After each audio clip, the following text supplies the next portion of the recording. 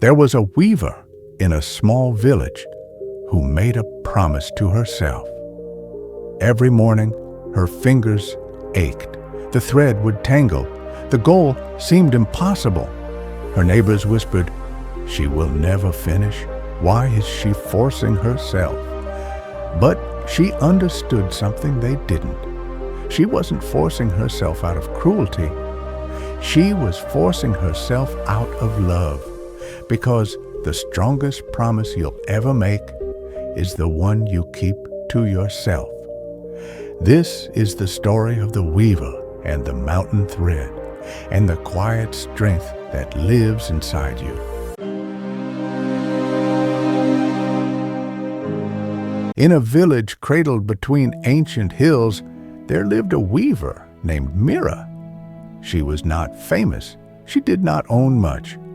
But every morning, as the mist kissed the earth, she would sit at her loom and weave cloth from thread so fine they seemed made of moonlight. One day, a traveler passed through the village. He stopped at Meera's door, watching her work. "What are you making?" he asked. "A tapestry," she said softly, not looking up.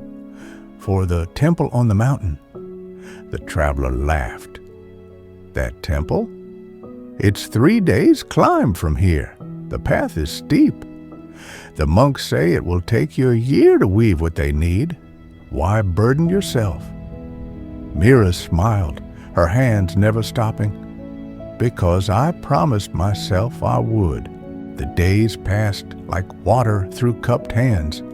Some mornings, Meera's fingers ached. The threads would tangle, the patterns would blur. She would sit in the dim light of dawn, staring at the loom, and feel the weight of all the days still ahead. But she never shouted. She never threw the shuttle down in anger.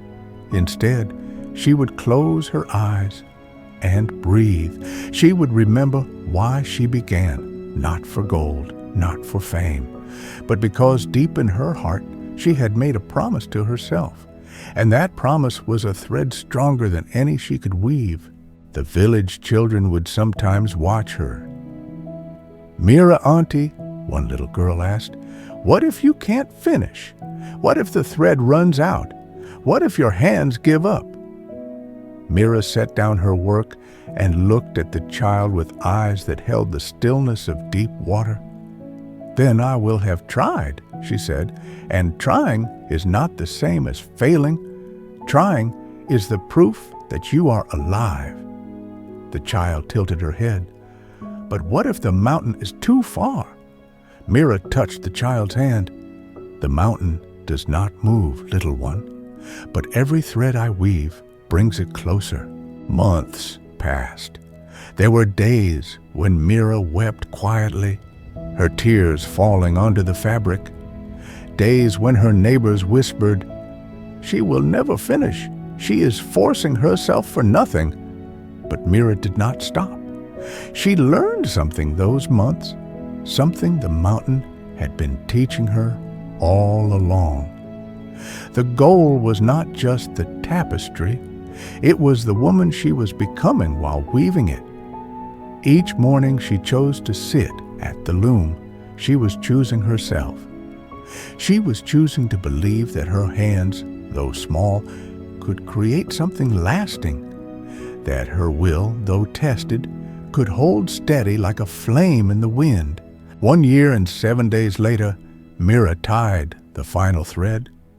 The tapestry was finished. It shimmered in the morning light, a river of color and story woven with patience, pain, and something stronger than both, purpose. She folded it carefully and began the long climb to the mountain temple. The monks received her with silence, then with tears. They had not believed anyone would come. "Why did you do this?" the eldest monk asked. Meera looked out at the valley below, at the village she had left behind each day to return to her loom.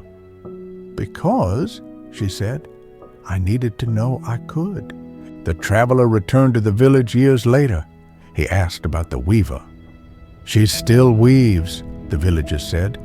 But now she teaches the children. She tells them their goals are not destinations. They are the paths we carve through our own doubt. The traveler nodded slowly. He understood now. Meera had not forced herself out of cruelty. She had not whipped her spirit into submission. She had honored herself by refusing to abandon the promise she made. And in doing so, she had discovered the quiet, unshakable truth.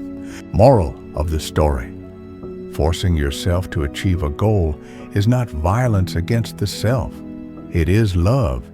It is the love that says, I will not let you quit on yourself. It is the strength that whispers, you are capable of more than you know. It is the discipline that holds you steady when motivation fades like morning fog. You do not need to shout. You do not need to rage. You simply need to return each day to the loom of your dreams and weave one more thread. Because the goal is not only what you create, it is who you become in the creating. And that, dear soul, is a mountain worth climbing. Breathe. Begin again. The thread is still in your hands.